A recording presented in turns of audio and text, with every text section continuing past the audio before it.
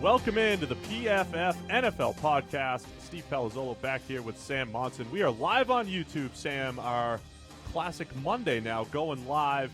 And if you guys are just tuning in, we're going to get right to it. You guys get a discount on PFF products if you want. If you use the promo code YouTube, you get 25% off any PFF product right now. So whether you're watching on YouTube or even listening on the podcast, we're doing it. 25% off.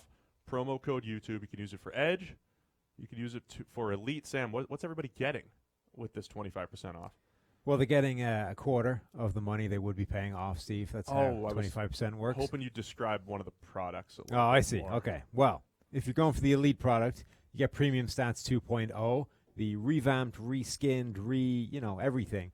Reworked Premium Stats. You also get access to Greenline. That's where you get our picks based on the PFF data that nobody else has access to. Win yourself some money back using that. Yeah, Elite's the big one. This is 25% off is kind of huge for that. So we hope people use it. Promo code is YouTube. All right, we're getting into our Week 10 review. Week 10 action, a lot of stuff to talk about. We're going to talk about the Saints and the Rams and the Seahawks, Saints and Bengals, because there's some corresponding injuries and moves there that are important. We'll talk about my Thursday night prediction, which was awesome again. Pressure's back on you, Sam. After my Thursday night prediction, we had some surprises. The Titans upsetting the New England Patriots. A lot to cover on this one. Let's start. Can we start with my Thursday night prediction? Sure. Since that kicked Get off out of the week. way. I predicted, so I was off on the catches for Christian McCaffrey. I said he'd have like 14 catches. He only had 5, but I predicted about 140 yards. And 1 or 2 touchdowns. He had, 3 touchdowns? Yeah, you were like 2 yards off, and you undersold him by a touchdown. Yeah, I mean, when you're predicting the future, I think ballpark is reasonable. It can't be exact. Right? You were 10 yards off Nick Mullins, but it's like, other people would have predicted 90 yards, and you were over there at 250. Bold. Yeah. So pressure's on for you. Seahawks-Packers this Thursday. Yeah, I've got one in mind already. I think we're covered. Do? We're good. Yeah. I can't wait. So every week, looking ahead, we like to predict the Thursday night game. We had a good one. We are like 5 in a row of actually nailing this. We need to start putting. We need to put a little montage together. Multiple people on Twitter are now claiming that we release these after the game so that we look smart. See, I thought people might accuse us of that, right? And they think that we're really, really shrewd, and we're like, okay, we'll just get in the ballpark. We can't do it perfectly. Right. If I was doing this illegally, I'd nail it perfectly. Well, no, because then it is what the way it has gone is what you would do if you were trying to make it seem like you could do that, because you wouldn't put it exact. Like I said, Osweiler 48.3, but it's really 48.9. It would be too obvious if we were nailing it every single week. But we are like 5 weeks running where we've basically predicted the future. I swear it's real. You started with the Baker coming in and saving the Browns, and since then we've nailed pretty much every one. The only thing I've screwed up was Brandon Graham in the sacks. Yeah. It's the only one. I was wrong. Everything else was right. Everything else was great. But we called Nick Mullins. We called Baker coming off the bench to save the Browns. We called Andrew Luck. Yeah, Luck's game. Christian McCaffrey. I got Osweiler's grade. Osweiler's grade to within a grading point. It's pretty impressive. A lot of fun. Actually, from this game, though, I keep joking about how I don't believe in the Panthers. This was an ugly one for them. But the Steelers scoring 52, and they go from the team that early in the season, they got some question marks, and they're tying games against the Browns and all this stuff, and now they're just rolling. And we talked about Big Ben earlier in the season, not grading well, but always being capable, obviously, of playing well. Now what an unbelievable game he had, and the defense playing a little bit better. Yeah. I still don't always believe in the Pittsburgh defense when they go up against a really good offense, though. That's like 5 years running with me and the Steelers. And this Le'Veon Bell saga as well. He's back in Pittsburgh, but doesn't sound like he's actually going to be reporting, and will sit out the year. Done. I mean, that's the last we'll talk about him. Yeah. That's it. The thing that I found weird is that there was a whole article about how the Steelers were trying to convince him not to show up, right? Because, James Conner is playing fantastically. They're actually better off if they don't have that headache walking in the building, even though he's a really talented player. So the reason for this is because there was a report on NFL Network that said, if he doesn't show and he sits out the year and they try to franchise tag him again, the franchise tag would be at the quarterback level. Right. Right. And the logic was, well, NFL Network is a league-owned entity. It's, the Pittsburgh Steelers own NFL Network. They wouldn't allow that to go out unless they were trying to send him a message. So someone's crying big conspiracy theory here? Right. unless they were trying to send him the message that you shouldn't show up and it's better for you. It's better for everybody. Okay, fine. There's logic in that. I see where you're going. However, counterpoint, if they wanted to do that, why not just pick up the phone and say, hey, Le'Veon, you don't show. We'll have to franchise tag you at the quarterback level, and we don't want any part of that. It's better for everybody. You sit at home. You get your money. We don't get you walking in the building, screwing up our season. Everybody's a winner, right? Why not just pick them up instead of expecting them to diagnose your propaganda, hidden message subterfuge? It's a better story. It's a better story. It is. It sounds like a dumber story to me, but okay. Yeah. So anyway, Pittsburgh still rolling without Le'Veon Bell. Yeah. I don't always want to be the guy that's like, see, they're doing well without Le'Veon, therefore he's useless, because you still have to give credit to James Conner. Yeah. For playing extremely well. So I don't want to completely dismiss this, but there's a lot of numbers that point to without Le'Veon Bell, the Steelers have continued to excel offensively. Well, they've had good backups throughout his tenure. I mean, D'Angelo Williams was a talented player. Yeah, he had a James really good Conner run. is a talented player. But it also reinforces this idea of, the running back is the guy that can add value on top of an already good situation. Yeah. And if you have the already good situation, if you have a reasonable, half-decent running back, he's going to get a serious amount of production. It's just inevitable. Yep. And the Steelers have this fantastic situation between the quarterback, the passing game, an offensive line that's been together for years. They're in a good position for any running back to have success. We just did a video for NFL.com last week that ranked the top offensive lines. It was over on the site, ProFootballFocus.com. Steelers at number 1, and it wasn't because of one individual player or individual efforts, just the story in Pittsburgh the last few years, for the most part, has been consistent across the board with that offensive line, and that works for the run game and in pass protection. They've been just really solid up front, and that's also a factor in James Conner's production. Let's get to some of the big games from yesterday on Sunday. So Seahawks at the Rams, very similar to their previous game at Seattle. This is the one where I thought it might be a little bit wider of a gap in this one. Seattle falls short, 36-31. Rams win again. And the Rams have done a good job getting into these shootouts and coming out on top for the most part. Of course, they lost to the Saints the previous week, but the Rams are used to this high-scoring affair where they have to, pull one out. Yeah, Aaron Donald had a bounce-back game that we said he might. This idea that Seattle managed to keep him quiet once. It was probably not going to happen again. 3 sacks. Yeah, it didn't. Donald basically tore them to pieces, was a huge part of down the stretch when the Seahawks had to actually execute a drive, passing every single play to try and get this to happen. Only, weirdly, they weren't passing every single play. But either way, Donald was just tearing into the backfield every snap that time. They were doing a lot of stunting and everything with him. Yeah. You could see back-to-back snaps. They'd stunt him around the tackle. Then they do a tackle stunt where he was staying on the interior. They were doing a good job trying to free him up. A couple unblocked pressures in there as well. Yeah, I mean, doing that essentially ensures that he goes one-on-one, which is all you need for Aaron Donald to win, is as long as you can ensure there isn't a double team on the play, he's going to get into the backfield pretty quickly. And that's what was happening there. Huge thing for this game, though, for the Rams is that they lost Cooper Kupp to a torn ACL. Went down with the classic non-contact injury, just running a route, and then, bam, hits the ground. And it was confirmed, so his torn ACL, he's done for the year. That's a major blow for them. We were watching in the office, and I'm no expert, but we saw him go down. We're like, all right, that's not. I mean, it always is, right? The guy buckles to the ground for no reason in the middle of a route. It's something popped in his knee. Yeah, and so the Rams use 3 wide receivers, so 11 personnel. That's 1 running back, 1 tight end, 3 wide receivers. They use it about 96% of the time. By far the highest in the NFL. That's what, Peyton Manning's Colts used to do quite a bit. It was a lot of 3 wide receivers and a lot of just 2 tight ends. But the Rams are extreme on that end, and their 3 main receivers, Brandon Cooks, Robert Woods, with Cooper Kupp manning the slot. Now, Robert Woods moves around. They move those guys around. They use tight formations, and a lot of them are interchangeable.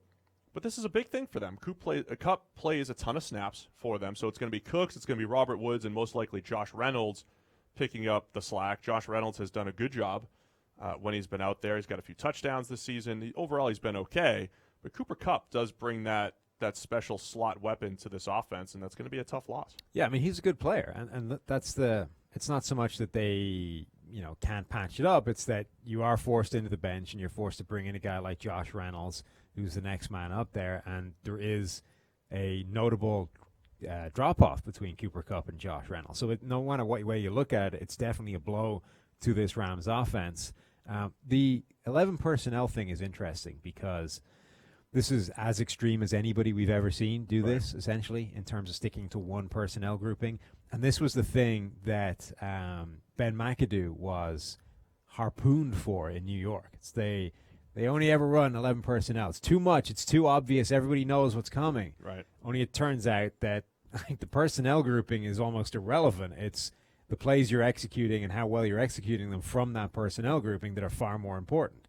So the Rams are running 11 personnel more than anybody we've ever seen, and it's working. They have the best offense in the league, or one of the best. And McAdoo had the same problem, except the offense wasn't as good. So it was the 11 personnel that was the problem. I think McAdoo ran into the same problem that a lot of people are complaining about Mike McCarthy, though, because that's the system. That's where McAdoo came out of, that you might be using a lot of 3 wide receiver sets, but there's not a lot of gimmies. There's not a lot of easy throws. Right. There's not a lot of manufactured throws. That was the McAdoo issue. Yeah. That's potentially the Mike McCarthy issue in Green Bay. The thing that makes the Rams so spectacular, and going back to this Todd Gurley thing again, right? In his MVP case, as we were sitting here in the office watching, how good does that Rams offensive line on their zones, in their zone scheme on cutback runs? Gurley hits the hole and he cuts back 3 or 4 yards of space consistently. And so that's one thing. The offensive line's doing a great job. But I think where McVay's really, really good, the eternal question for offensive coaches is, what do you do with like an unblocked backside guy, right? Because the run game's all about numbers advantages. So for years you run outside zone one way, and then the quarterback has to come out with boot action, and you have to hold that unblocked guy, right? They have new ways of doing this. Jet sweeps and zone key read option type stuff. So there's all these different ways to like hold the backside guy, and the Rams just creatively do it all the time with all their jet motions and all the different variations that they throw at you. So same personnel group all the time, but just so much eye candy, as they say, to just distract the defense. And that's one of those big reasons why it helps the offensive line, it helps Todd Gurley, it helps Jared Goff, and that's part of what good scheming is in the NFL. Yeah, I mean, personnel groupings are essentially irrelevant to what it is. They're not determining how successful or otherwise your scheme is. They're just the guys that are executing the job. So when somebody has a poorly functioning offense and they happen to run one personnel grouping a huge amount, that's not the cause. It's just a side adornment to whatever it is you're trying to identify as a problem. Yep. So that's it. So another tough loss for the Seahawks, and their season's fallen apart just a little bit from a win-loss standpoint. But again, I think they've outperformed what I expected given their roster. Russell Wilson did his best yesterday. That first touchdown that he threw under pressure, tight window, was outstanding. Your boy Rashad Penny, went off. Still lives. I think the Seahawks, they have outperformed what we thought they would be. I think they still will over the rest of the season. They could end up still just about finding their way into wild card contention and probably missing out because they had to play the Rams twice. Into contention, you're saying? Into wild card contention. Yeah, it's just so tight in the NFC, though. Yeah, like they're 2 games behind the leaders for the wild card race. Right. So, but it wouldn't surprise me if they ended up being, a game back by the end of the season, more or less in contention, but missing out because you had to play the Rams twice in a season and lost out in a shootout. Yeah, I can see that. So that was Rams over Seahawks. The other story to discuss, couple stories. The Saints absolutely destroy the Cincinnati Bengals. Yeah. Drew Brees, spectacular once again, even outdoors. Was awesome yesterday throwing the ball. And, man, that offense is so tough to defend. I mean, everybody knows about Alvin Kamara. Everybody knows about Michael Thomas. You have Mark Ingram with a 30-yard screen pass for a touchdown. You still have to prepare for Taysom Hill, which our boy Mike Renner's going to have a little write-up on him. He plays another 23 snaps. This offense is really tough to prepare for. Yeah, and they scored, 5 straight opening possessions, I think were touchdowns. Thomas Morstead, their punter, didn't have to kick yesterday. You see that picture at all that they posted? Yeah. Yeah, so the Saints posted a picture of him chilling in his locker room, essentially asleep. The long, tiring day he had doing nothing. Yeah, I mean, they absolutely tore the Bengals to pieces. The Bengals, whose defense had given up the most yards ever in a 4-game stretch by, I think, halftime of this game. That's amazing. With another half still to play, they had given up the most yards we'd ever seen over a 4-game stretch in NFL history. And after that, Terrell Austin got fired. He's out. Yeah. Marvin Lewis is now assuming defensive coordinator responsibilities, which is kind of interesting. Yeah. He hasn't been actual defensive coordinator in years. For years. Yeah. But he was the guy, right? He was the architect of the Ravens. Yeah, of the 2000 Ravens defense. So I watched a fun 2-hour clinic of his talking about defense. It was to high school coaches. It was interesting to me, learning. You watched a fun 2-hour clinic? I thought it was fun. He was talking about all the different styles that he's teaching, his 6 technique and all these things, and you could hear high school coaches in the back saying, I can't teach this. So he was teaching high school kids like NFL concepts. It made sense to me watching the NFL and everything, but the high school coaches were like, I got to keep it simple. 2 hours? It's about 2 hours. That's pretty long. With the old overhead projector. Gotta love where you just draw on the projector and you just cycle through all the different sheets of paper and all that. It was great. It's a lot of good stuff. It's probably out there. It's a whole generation of kids growing up with no idea what an overhead projector is. I know. But it was fun back in the day. So the Saints continue to roll. Look, Saints versus Rams. We saw the Saints win at home, and we kept saying, well, if you flipped it to L.A., maybe the result changes. But, man, the Saints looking really good. I mean, maybe it does, maybe it doesn't, but I would say it's starting to look like the Rams. I mean, do they need to get home field advantage? Not because it's big for them, but because not because it's necessarily big for them, but because not having to go into New Orleans. Not going huge. to the Dome. I think the Saints right now are starting to look like essentially what the Patriots have been over the last 18 years. Is this team that can put up 50, win a game 51-14. But also win a game like we talked about 3 weeks ago. Drew Brees had his worst game of the season, and they found ways to win defensively. So they can win multiple ways, win with running backs, win with receivers, win with defense. And, oh, by the way, if all else fails, we have a top-notch quarterback that's going to go win the game for us too. That's what the Saints feel like right now is the Patriots of the last, however, Brady years. Sheldon Rankins for them has quietly started to absolutely dominate in the middle of that defensive line. He has generated pressure in every single game so far this season. The past 3 games, he has averaged more than 4 pressures and absolutely wrecked some offensive linemen over that stretch. Now, granted, other than the fact that they played the Rams, those are not the greatest sets of offensive lines you're going to run into. So the Vikings, obviously he destroyed that. Yeah. The Rams do have a good offensive line, though, and then the Bengals. But even against the Bengals, he was destroying their best offensive lineman. So Clint Bowling, he drove into the backfield like he wasn't there. Like he has been absolutely destroying guys for power right up the middle of that defensive line. And again, the same way that the Bengals are a different side when you have that secondary threat to A.J. Green on offense. When you have somebody else that can take attention away from Cameron Jordan on the defensive line for the Saints, they're a different unit. Well, that's what we talked about with the Chiefs and why that defense starts to get more dangerous when you just have Chris Jones and Dee Ford. But if the two of those guys can get after the quarterback at a high rate, two really good players might be enough. And you bring Justin Houston back into the fold. Right, in Kansas City. Before we get to the Chiefs, let's discuss Sunday Night Football. Dallas Cowboys at the Philadelphia Eagles. Just came out from Ian Rappaport that Ronald Darby's out for the season. So let's unpack the NFC East real quick. So let's combine this with Redskins Bucks, which just was ridiculous. Some of the stuff that came out of that game, 16-3 in that game.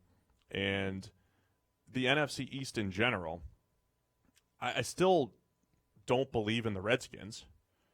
I still think that the Eagles are the best team, but the Eagles are just running out of time.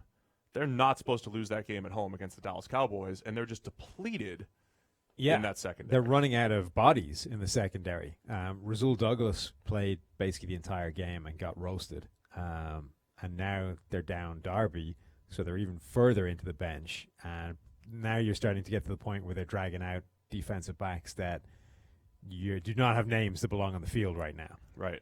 So that, could be a real problem. Your boy Brandon Graham got 2 sacks, though. So in our bet, We're catching up. I needed 10 sacks out of him. Right. PFF numbers. He just doubled the sack total for the year. So I need 6 sacks. In 7 games. In 7 games from Brandon Graham. That's to doable. Avoid having to buy me lunch. That's doable. Still have another Giants game in there. Yeah. Even though he was shut out right. from them for the first time. What do I need? Do they play the Packers?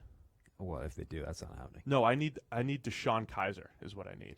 I need Brandon Graham. I need Deshaun Kaiser to play in a game so Brandon Graham can sack him like 4 times as he just sits and watches. That's what I really need. Yeah, and then your other bet, of course, is the Raiders winning any number of games. It's not going to happen. No, it's not. They're 1-8. Yeah, so I'm definitely getting 1 lunch out of you. The question is, will Brandon Graham prevent I'm going to buy you the All right, Raiders lunch. Here we go. I've looked it up for you. So, Brandon Graham's stretch of games for the remainder of the season at New Orleans. So that's not that's happening. A 0 with Breeze. But then we get the Giants. Yep. Then we get home against the Redskins, and frankly, they could be starting you at tackle. At that point. But Alex Smith, he gets rid of the ball, but he takes sacks. Okay. At Dallas. Oh, Dak. Dak's just running backwards into sacks left and right now. At Los Angeles. Goff, Rams. Too quick. Good offensive line. Away to home against the Texans. Ooh, that's got a shot. We got a 4-sack game against Deshaun Watson. And then at Washington Redskins again. So there's 2 Alex Smith games there, which so you've got be bad. A Giants game, 2 Alex Smith games, a Dallas game, and the Texans. I mean, there's a chance. Okay. I mean, we need another multi-sack performance. I mean, just because it's Brandon Graham, there's going to be one of those where he's going to get 12 pressures and no sacks. Yeah. So you're going to need 11 hurries, 1 QB hit type of game. Right. So you're going to need a game in there where he gets a few. I'm banking on that Texans game and Deshaun Watson. Let's figure out the NFC East right here. The Redskins are 6-3. I'll bring it up. Are they the worst 6-3 team in history? The Redskins. What do they do well? So give me the number in a second. Hold on. But the Cowboys are 4-5. Mm-hmm. The Eagles are 4-5. Yeah. I still think the Eagles are the best team in the division, but they're just so depleted at corner they can't do anything. And they blew a couple, fourth quarter game against Carolina and all that stuff. Man, the Eagles should be much better than this. And so look at the Redskins' point differential too. Before I know the stat you're going to drop, but 176 points for 175, a net of 1. Net of 1. The Cowboys have the Eagles still have the best point differential by 15, and the Cowboys are there at 10. And the Giants are negative 55. All right, give me this Redskins stat because you told it to me in the office yesterday and I didn't believe it. They're 6-3. Yeah, it's one of the most incredible statistics I've ever heard. The Redskins are 6-3, and in their 6 wins, they have only ever held a lead. Like other than the opening minutes before anybody scored. Right. They've only ever held a lead in the 6 wins, and in the 3 defeats, they've only ever trailed. In 10 weeks, 9 games, they have yet to have a lead change in a game. That's insane. That's crazy. Like, that is ridiculous. It's also the most Alex Smith statistic of all time. It's really the most Alex Smith. I mean, that's just like, hey, guys, get me the lead. I'll hold it. I'm not going to throw any interceptions. But if we fall behind, I will not lead this comeback. If we get the lead. I am not aggressive enough to lead it. If we get the lead, I will steer this ship for home, and we won't have any problems. Yes, I will manage the hell out of this game. But if we go down, pack up and get out of here. We're done. I got nothing. Classic Alex Smith team. It really is.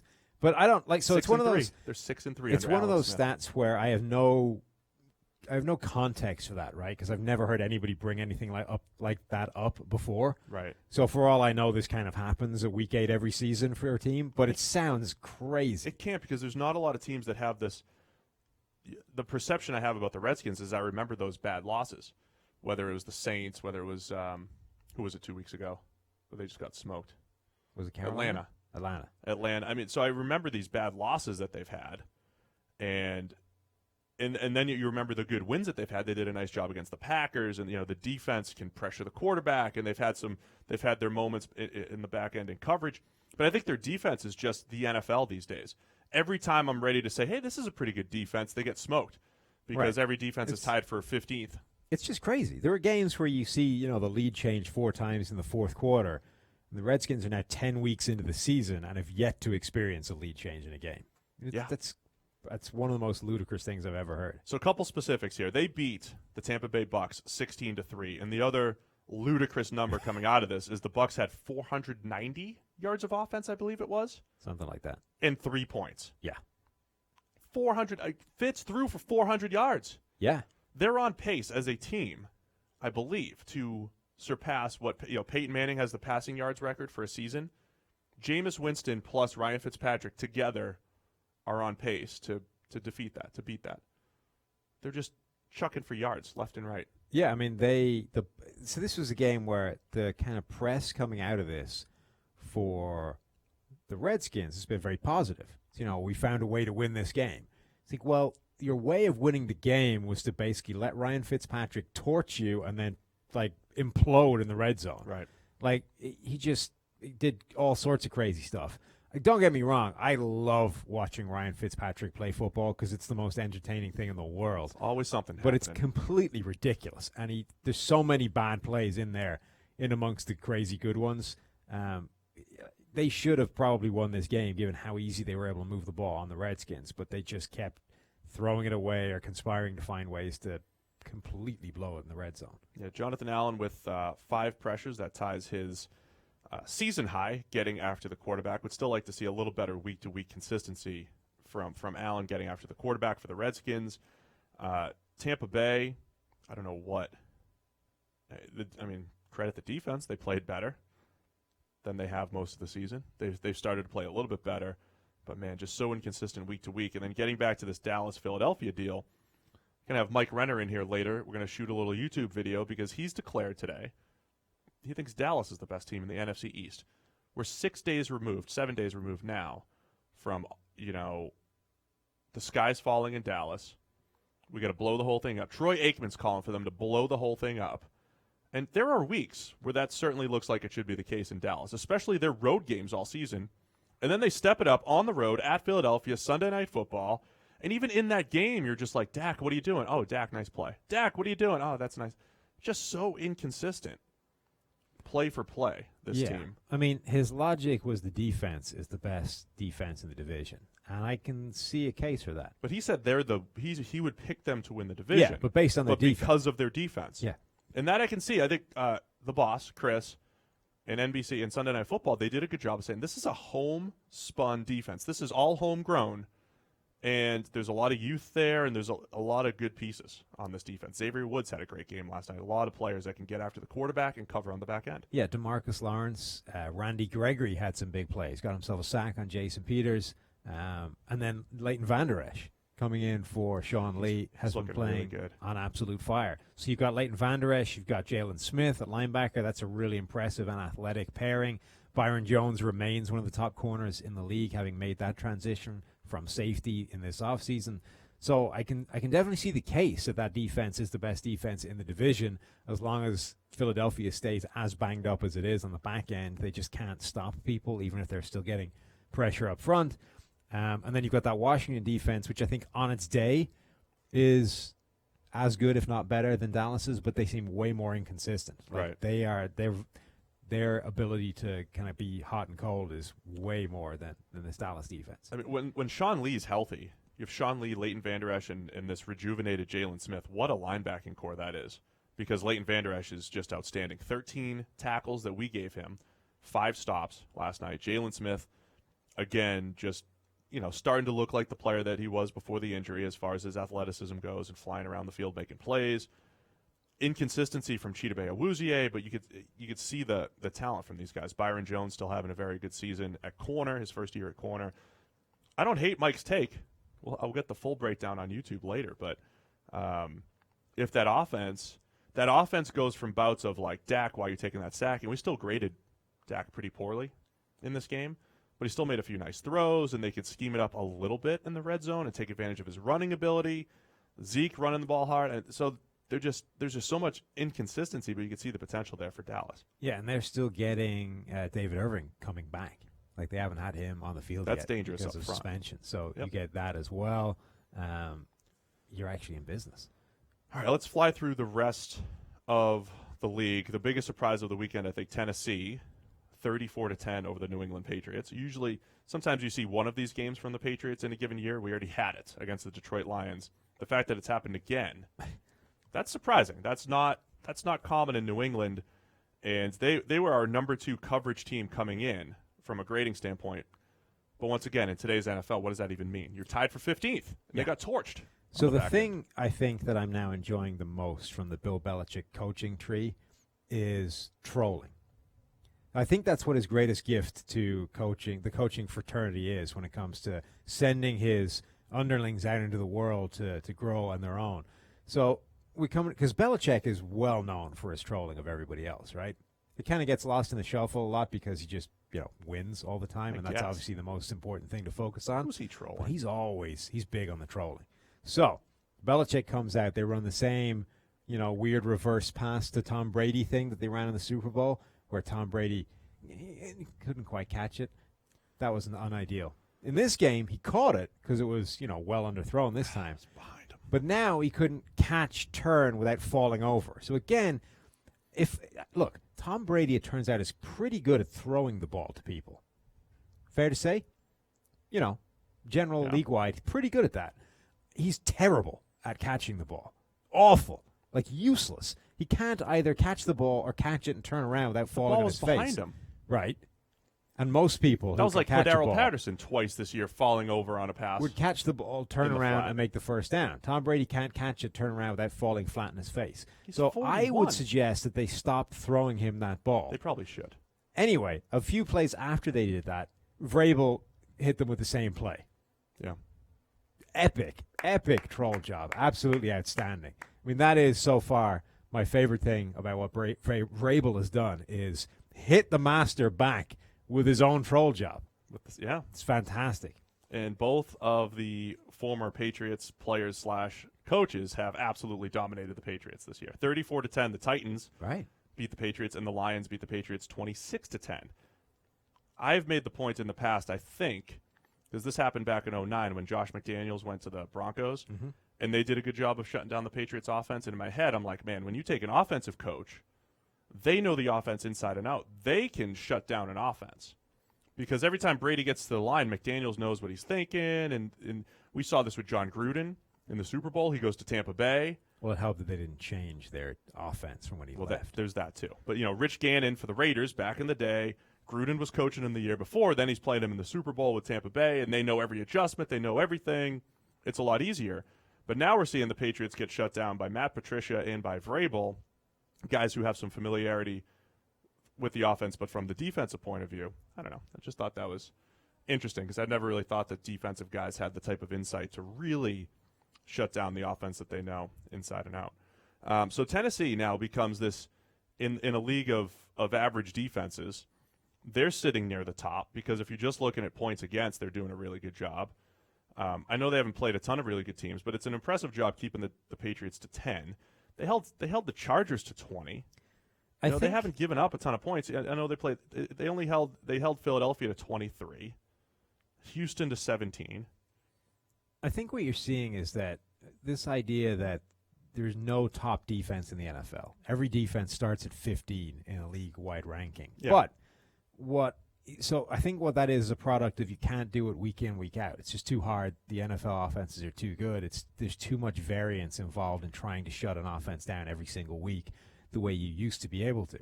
But I think what you're seeing is this group of sort of 10 defenses that in any normal time would be the top 10, but are now just 15 through 15.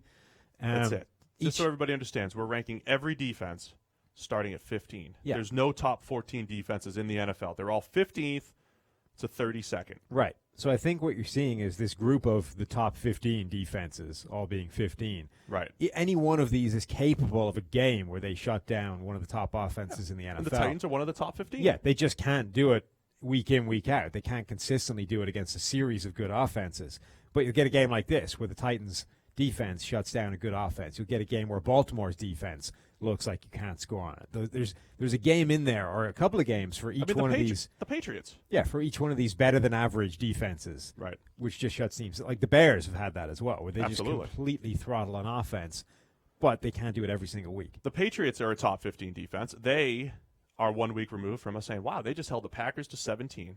Stephon Gilmore's playing corner as well as any corner in the NFL right now. Patrick Chung's having a great game. Well, both of those guys get torched. Until he went up against Hall of Famer Corey Davis. There you go. That's the thing. Corey Davis, on his way to the gold jacket, has to torch Stephon Gilmore. Right, and he got him for he got Gilmore for 6 catches and 98 yards. and a touchdown. Gilmore had given up 6 in like the last 6 games. He was shutting guys down. Patrick Chung was playing some really good football, and he got smoked yesterday.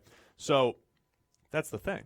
Week to week, it's all week to week. You just want a defense that in any one game setting can make things difficult for the opposing offense. If you're going up against the Rams or the Saints or some of these top teams, can you at least make things difficult? The Vikings are one of those teams. Yeah, particularly if you have a top offense yourself. Like if you're a team like the Chiefs or the Saints or the Rams, you're not even talking about a game where your defense needs to show up. You just need them to show up for like possessions. Because all you need to do is to win a possession or two back and you win the game. Right. So another defense that's kind of like that this year is the Browns. Oh, God. They win 28-16. You're mad because you wanted to pick them. Or you accidentally picked them. I did pick them, and then I went against it, yeah. You and I had the same picks this week, so I'm assuming we had the same record. I haven't checked it yet. Well, I would assume that's how it works, yeah. Matt Ryan, struggling outdoors. 100 passer rating, of course, because I've seen more games where in the old, like we guys have had below average PFF grades with a passer rating over 100. Well, basically, this is like standard. Yeah, basically everybody has a 100 passer rating now. Yeah, this is just standard. So again, the beauty of the PFF system, I think, is that we could say this guy played a below average game, an average game. I don't care what the stats say, but we're just seeing way more guys with average games and still really nice stats. So that was Matt Ryan yesterday. Didn't throw the ball particularly well. He really had that bad fumble at the end and everything that hurt his grade, so that's not going to show up in the stats anyway. And then Baker Mayfield had one of his best games as a pro. I think statistically it was, right? Had to be. Oh, it was definitely his best statistical game. Because he had the screen pass for a touchdown and all that stuff. But throw for throw, he was much better than he'd been in recent weeks. Yeah, Nick Chubb set a record for longest run from scrimmage for the Browns. 92 yards. Record which wasn't held by Jim Brown, by the way. Just, random aside. Nick Chubb, by the way, is 28th in carries so far in the NFL, but 4th in yards after contact. So I love our yards after contact numbers, but he had 87 after contact on that run, I think.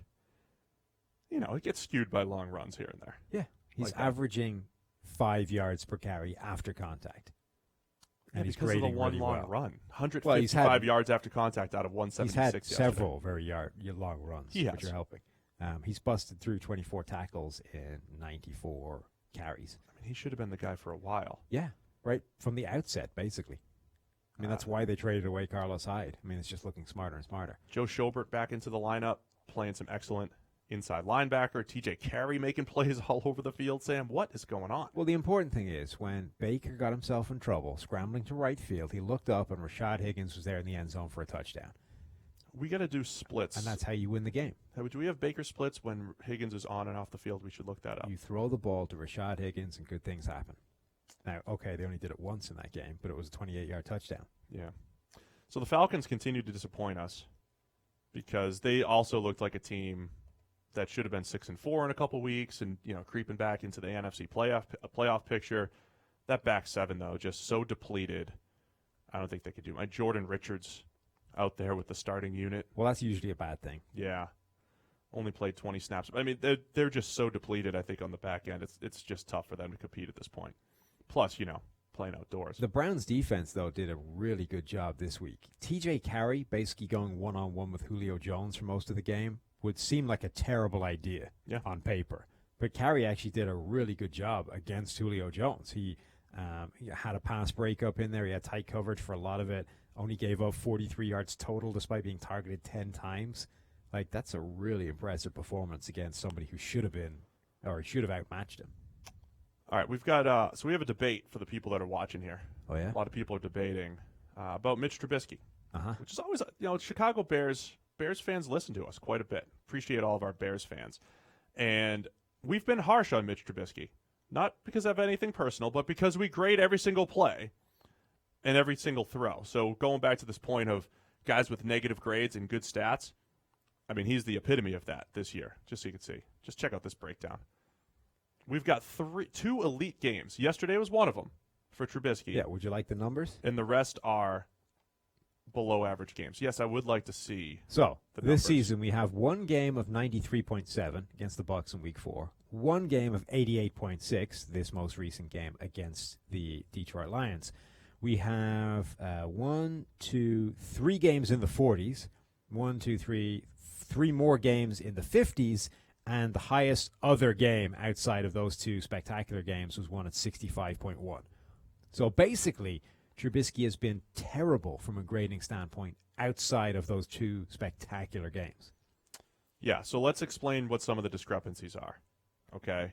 When you have a guy that has great numbers and doesn't have great grades, the easy explanation is he's either getting a lot of luck, or a lot of help from his playmakers and or scheme. I think this is a little bit of both. He has 11 turnover-worthy plays, only 7 interceptions. Some of those turnover-worthy plays really, really bad, ugly ones.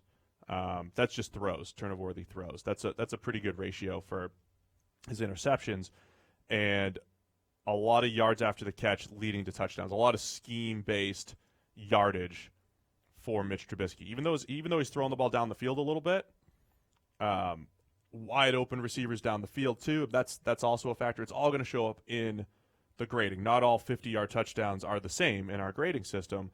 So why can't we just say, look, Trubisky has a lot of developing to do as an actual quarterback, but for now they're doing a good job of scheming him up and helping him out statistically. And he has a game like yesterday where he was outstanding. Yeah, so when we said coming into this year is that Trubisky has one of the best situations around him of any quarterback. They're bringing in Matt Nagy, who comes from this Kansas City offense that was tearing the league up, the Philadelphia offense as well from last season that was doing such a good job.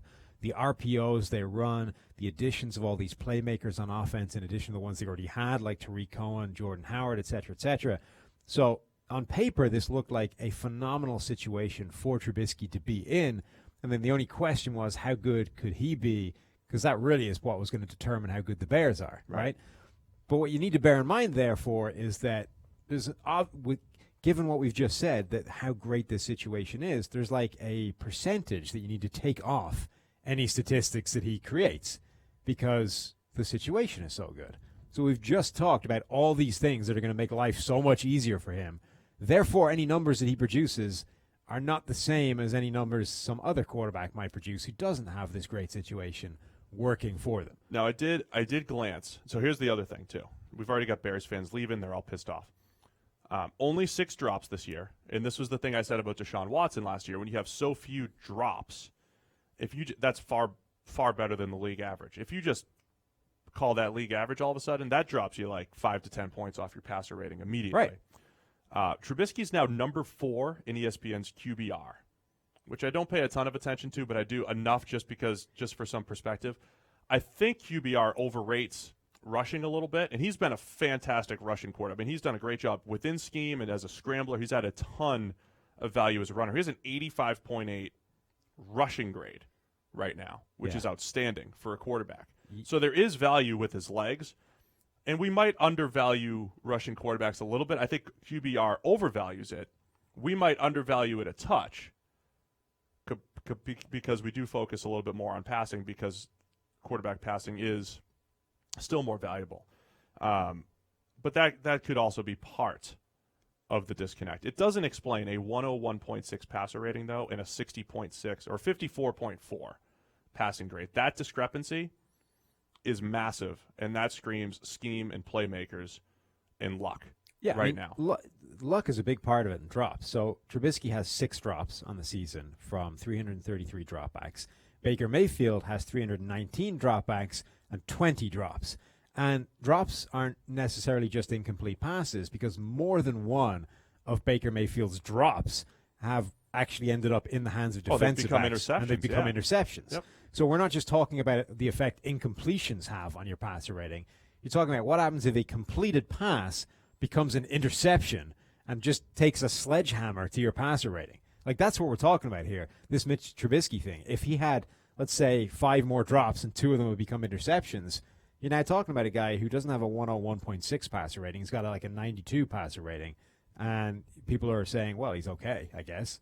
And let me just be more specific now with the actual breakdown, too. If you guys use that YouTube promo code and you get premium stat, you get PFF Elite Premium Stats 2.0, go check out Mitch Trubisky's page and click under report. You go passing pressure. This was the report that Zach Robinson, our QB guru, said coming out of college, blitz recognition is a huge part of Trubisky's game and development, and we haven't seen it yet. He has a 34.7 grade when blitzed. Now, the blitz is just a play call. And usually the grades and the stats between a blitz or a no blitz are pretty much about the same. Blitzing's actually not more favorable for the defense or the offense. It all ends up about the same. So he has a 72.5 grade when he's not blitzed. That drops to 34.7 when he is blitzed. That's a massive discrepancy and a weakness that defensive coordinators can and should exploit because Trubisky's pre-snap recognition on blitzes has not been great. But even there, passer rating still 89.9 on blitzes. Again, showing play calling, screens at the right time. Like, there's a lot happening there in Trubisky's favor because he has not played well in those situations. So I just decided to run the numbers on the passer rating. Oh, you did? Let's say. I love when you do let's that. say 10 of his let's say 10 of his completions became drops, right? We go from 6? We go from 6 to 16, so he still got 4 less than Baker, but he now has 10 more drops. I took about 100 yards off his, 10 yards per completion. Let's say that's fair. That's fair, yeah. And 2 of them became interceptions. That takes his passer rating from 101.6 to 94. You gave him 2 interceptions, though? That seems harsh. But that's what happened to Baker, right? That's the point I'm making. 2 of those 10 drops became interceptions. So that's the kind of effect. Nothing that he did. Literally, He's attempted the exact same passes, but his receivers have been 10 drops worse, right. 2 of which have bounced into the hands of defenders. Through no fault of Trubisky whatsoever, the same level can produce like a 8-point swing in passer rating. Yeah, so we're just trying to add proper perspective here to everybody. So I think Bears fans should say, hey, there's room to improve. He's putting up good numbers, and there's room to improve. But this is which good we news, expect him to do. Right? This is all good news because Trubisky's playing the overall offense is producing this level of passer rating and therefore production. And Trubisky isn't playing that well with the exception of 2 outstanding games. If he does start to play well and the offense is still generating that kind of production, then they're dangerous. Then they're real dangerous. Then they're terrifying. So full credit to Trubisky. Another top-notch game against the Lions yesterday, but overall hasn't been great. All right, what other games have we got to hit? We got a lot to hit still. Let's quick. Patrick Mahomes.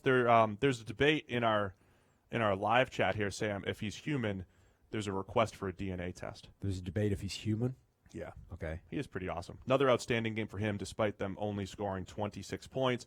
The Cardinals started to make this a little bit of a game. Then Josh Rosen, what a pick six or interception that was by Justin Houston. Yeah. Reading the screen and peeling off. We talked about D. Ford and Chris Jones getting after the quarterback, but yeah, having Justin Houston back, man, this Chiefs defense.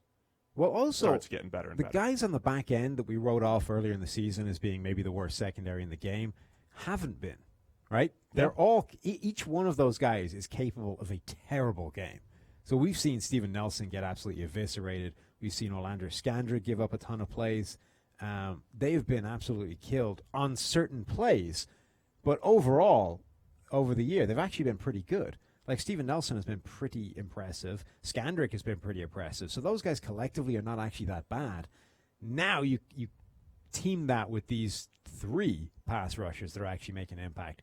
Chris Jones. You ever seen a game like this, by the way? Those great, the pass rush grades? Yeah, Chris Jones had 7 total pressures. D. Ford had 8 total pressures. Justin Houston had 5 total pressures and a batted pass and the interception.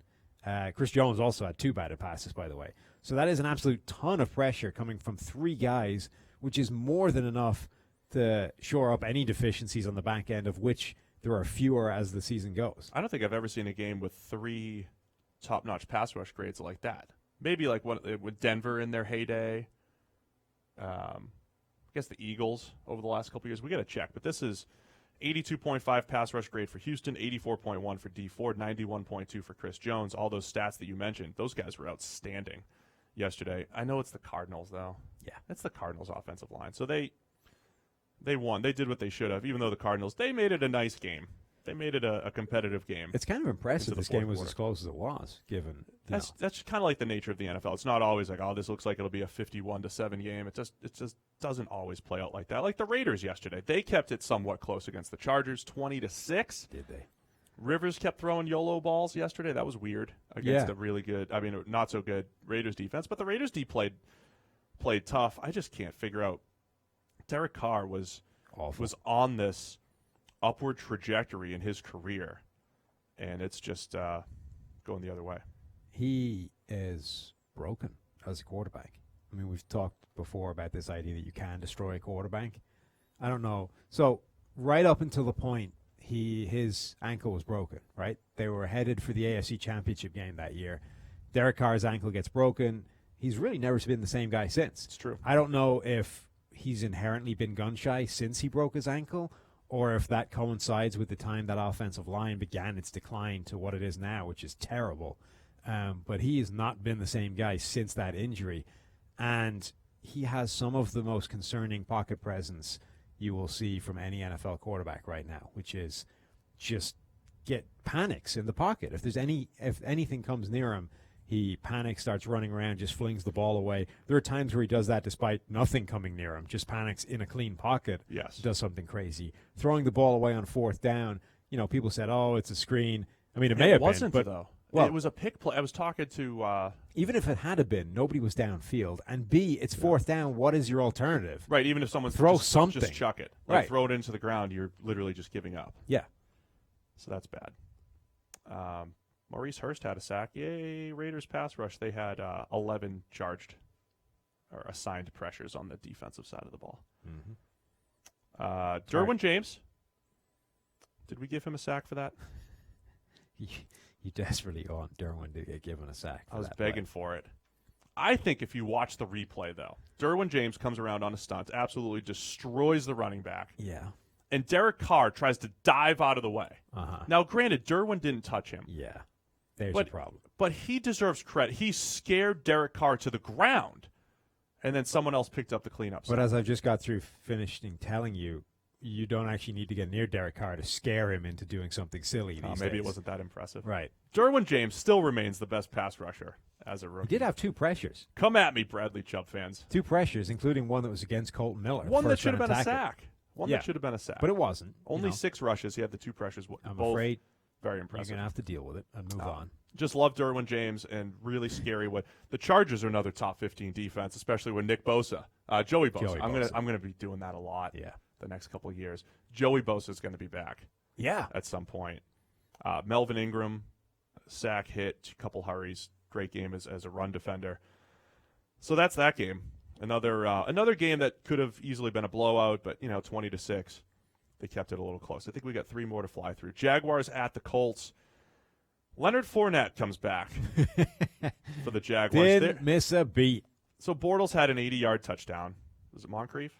Yeah, the Moncrief revenge game. There was a point in this game where Bortles had 5 attempts at 25 yards per attempt, and Fournette had 13 carries at 2.8 yards per attempt, and it's just why are we wasting this many plays?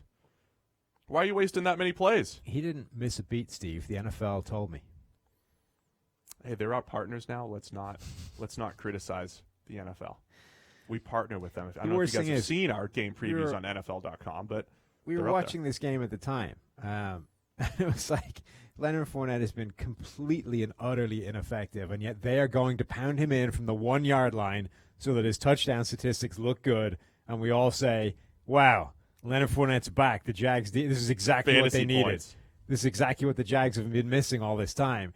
He has been terrible. And for some reason, we're going to pound him in from the 1-yard line and make it look like he was good. He had 8 carries off of left end or right end, so outside the tight end. 8 carries for 4 yards. I mean, overall, his grade was pretty average, right? And a touchdown. But 24 carries for 53 yards, which is 2.2 per carry. And it's not like he was busting a bunch of tackles to make that happen, right? He had 2. Yeah, 2 broken tackles on 24 touches, 24 carries. That's not good. This was him last year. Even on even when he was going, there was a stretch where he had 4 to 5 yards per carry or whatever. Yeah. He went 60 carries in a row last year without forcing a missed tackle, meaning he would get, when the offensive line was blocking well, he'd get 4 or 5 yards. He hits it pretty hard. He's got pretty good speed and power, and he'd turn 4 or 5 yards into 7 or 8. You know what he is? Without missing any tackles. What is he? He's 2018 Thomas Jones. Oh, I had a feeling that was coming. But he's way more explosive. Is he? Way more powerful. Is he, though? Yes. Is he, though? So it looks better. The results there, man. The results there. He also caught 5 catches for 56 yards, by the way, just to complete his game. Well, that's where all his grade is, by the way. That's the good part of his grade. The actual running part of it was bad. We should be talking about him in a positive light then. But so what Leonard Fournette is a guy who will get you exactly what is there, and no more and no less, which is what Thomas Jones did for years. Yeah. It's not a terrible thing. It just means that you need to fix everything else. That's what we've been saying about running backs. He had a 90-yard run last year. Yes, he did. But so that's the part actually that should be used against him. He had a 90-yard run, which was completely a busted gap by the Pittsburgh Steelers, and he still averaged under 4 yards per carry last year. The problem with these freak running backs in terms of size, weight thing, right? This guy, you get a guy that's 6'3", 245 pounds, and he can run a 4.4, right? Those guys, you're too big to actually make the kind of broken tackles you need to make. You're only actually going to have any effect if you get like a 10-yard head of steam and you get to plow straight at a guy who you outweigh by 45 pounds, which is not happening that often. So, if you look, even take a guy like Adrian Peterson, right? Fournette outweighs Peterson by like 25 pounds, but Peterson breaks way more tackles because it's the short, small, quick moves that break the tackles, not the ones where you just lumber straight at a guy and hope you run right over the top of him. Those are the plays that we loved watching in college. Well, because it happens in college, right? Because there's people that are built like me trying to tackle him there, right? I weigh 180, 175 actually at the moment. 176 last time. Anyway, 175-ish, right? 175. I'm 276. You're a larger gentleman than I am. Thank you. So 175 trying to tackle a guy that weighs 245 pounds. If he has any kind of head of steam, I'm pretty screwed, right? But an NFL defensive back weighs 200.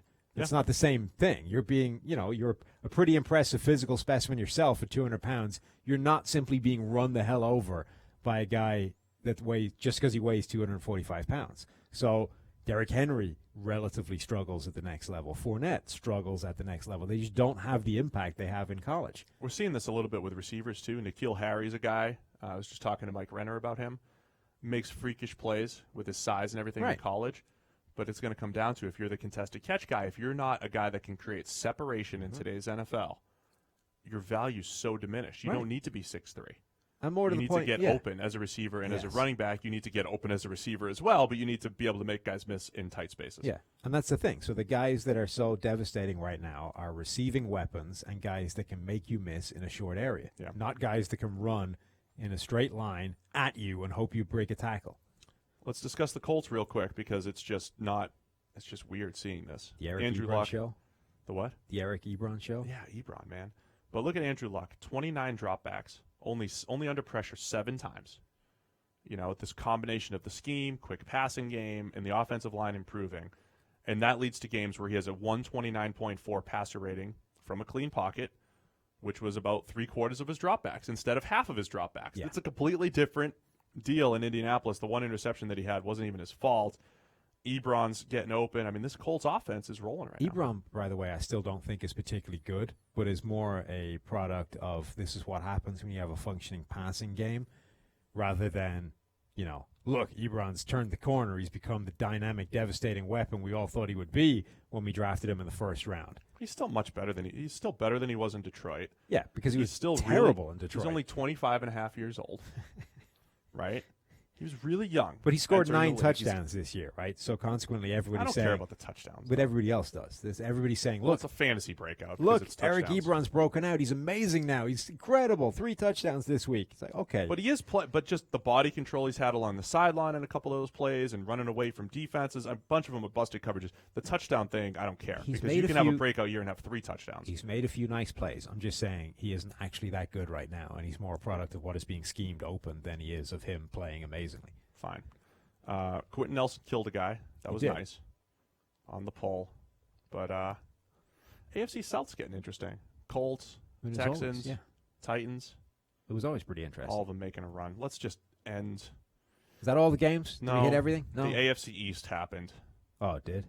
The Packers beat the Dolphins 31-12. Yeah. It was inevitable. Brock was going to throw some sort of bad pick at one point, right? That happened. You did. And then the Matt Barkley Bills. Oh, God. Matt Barkley led Bills 41-10 over the Josh McCown-led Jets. I forgot about that game entirely. Yeah, the Bills. As did most of our listeners, so we're not going to touch on it. Dumped somebody. I mean, the Bills have a really good defense, and every now and again, if the offense plays well, you have a beatdown like that. I think. How about this Bill season? I think that the Bills should just make everybody that's ever been a quarterback on their roster should just get to attempt passes every game. Logan Thomas completed a pass in this game. Tight end Logan Thomas, former quarterback. I love it. I think they should just let them all do it. Terrell Pryor, Logan Thomas. They should just everybody should get a turn. I'm all in on it. Robert Foster comes out of nowhere. Maybe in the huge huddle, game for them. Maybe in the huddle they could use, the like spinning thing that you use for Twister. Yes. So everybody gets their own little avatar. Right hand blue is on Derek the Twister Anderson. thing. You bring it out. Somebody just spins it. And it's like, oh, Terrell's taking this pass. Terrell gets to play quarterback this snap. I'm all for it. I think this is what we should do. It's the only way to make the Bills exciting. Also, Kelvin Benjamin. I mean, why? It just, Is that what you think of Kelvin Benjamin? Yeah. So there was a deep pass, beautiful pass, by the way, by Matt Barkley. Deep corner, left corner of the end zone. Perfect for a guy who is a jump ball specialist. I'm a contested catch guy. I'm going up to win what is not even a particularly contested catch. Like, I'm so much bigger than the guy trying to cover me. Going right up over his head, high pointing the ball, and I still fail to come down with it. Like, at that point, what is the point in being Kelvin Benjamin? If you can't come down with that pass, you are literally useless. You have no purpose to this offense if you can't come down with that. To the point where they then threw the ball to their left tackle instead. He caught it. He caught it. Right. Yes. Deion Dawkins. It wasn't contested, though. Deion Dawkins may be a better big-bodied receiver than Kelvin Benjamin. Oh, God. That's how pointless Kelvin Benjamin is in this offense. Is he the Leonard Fournette of receivers? No. He's far worse. Because Leonard Fournette will get you what's there. Kelvin Benjamin is not even getting you what's there. Well, he is failing to get what's there. If you're a contested catch guy, it means you can't get open. And if you can't catch contested catches, then you're useless. Yes. Per Sam. Yes. You're not wrong. That is exactly what I'm saying. Do you have anything on the Packers-Dolphins game? Well, the Packers won. That's it. Yeah. Aaron Jones busting through some wide open holes.